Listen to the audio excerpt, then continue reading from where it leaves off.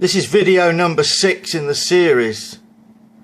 If you saw video number 5, you'll know what the council promised to do to relieve my ongoing 7-year housing crisis. I went into the month of May 2014 believing that the council had finally taken the steps to resolve this disgraceful situation which had dragged on for nearly 7 years. At last I was going to be housed. Of course it never happened.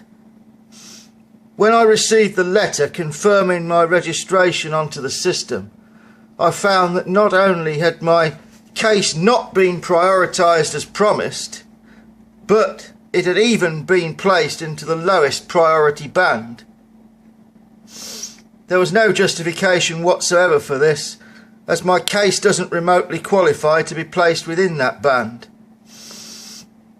There's no time in a short video to explain exactly why, but if you visit my site and read the blog post which has this video embedded, I give a detailed explanation as to why this case could not possibly have been placed into that band by anyone analysing the facts.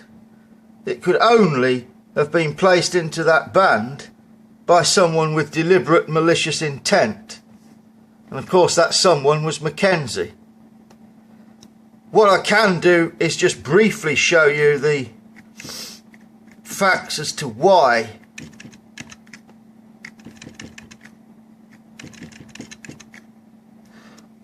this is the housing allocations policy of the council on the screen now, and it says Band A, urgent need. Applicants who have a severe medical welfare award or disability. The or is the key, because if you look at the letter I received,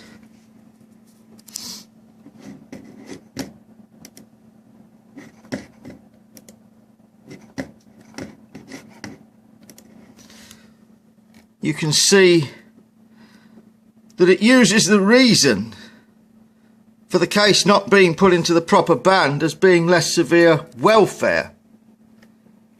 So obviously they have only considered welfare and not a disability, which is blatantly unlawful. Obviously the disability should have overridden any welfare award. It says or disability to put someone in the urgent need band.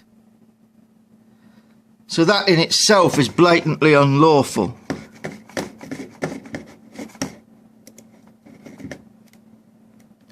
However, this is far from the only evidence that this letter was sent maliciously.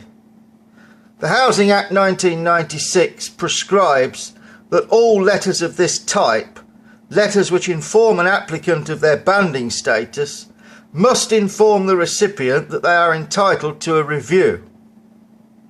The exact procedure for reviews in the case of Northampton Borough Council is detailed in the Housing Allocations Policy document, which I've linked to below.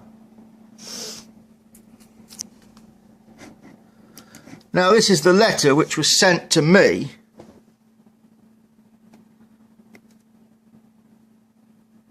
from the Guildhall, and as I scroll down you can see that the mandatory text telling someone that they're entitled to a review has been removed. It isn't there. And you can also see that the signature comes from the Housing Choice and Resettlement team, of which McKenzie is the leader. So McKenzie has maliciously removed the text that would have given me the right to review the unlawful banding.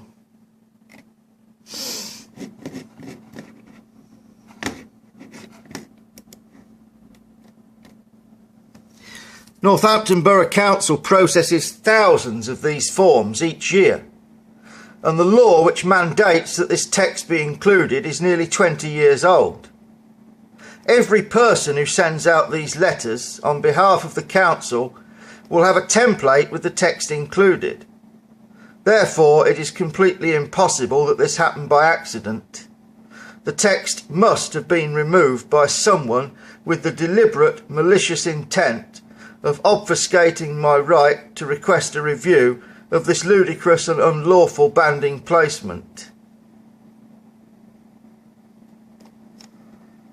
The tenancy and estates manager, with whom I'd been exchanging emails and working personally, now suddenly became silent.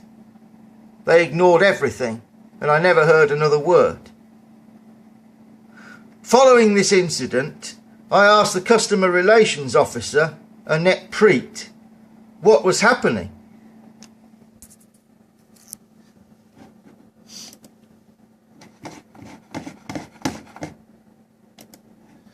Here is that email, the response that I got.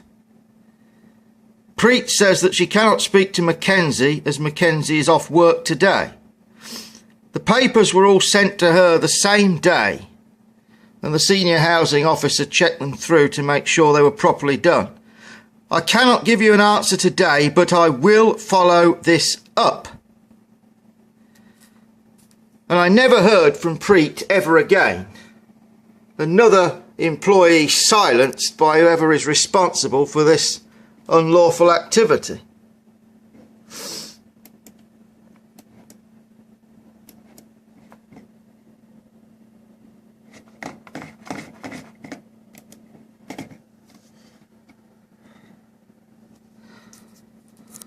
As for the housing form itself, it transpired that Mackenzie had it diverted to the Guildhall, where I had explicitly been told not to take it by the tenancy and estates manager. Evidence of this only surfaced when I was sent papers by the local government ombudsman Quango, which is the subject for another video. But I can show you the evidence here of... This is an email sent by the tenancy and estates manager on the 7th of April, which says, therefore, please don't take the form to the Guildhall because it will go into the general batch of applications and will not receive priority. The Chief Executive of Northampton Borough Council told a pack of lies to the local government ombudsman, but in response to explain why the application has a registration date of 16th of April, he said, the application was received by Annette Preet at the Westbridge Depot office, which is the truth, on Friday 11th April 2014. The application was sent to the Guildhall by internal mail on Monday the 14th of April, which is of course the very next working day. So Mackenzie diverted the form to the Guildhall, where I'd explicitly been told not to take it. And this admission comes from the Chief Executive.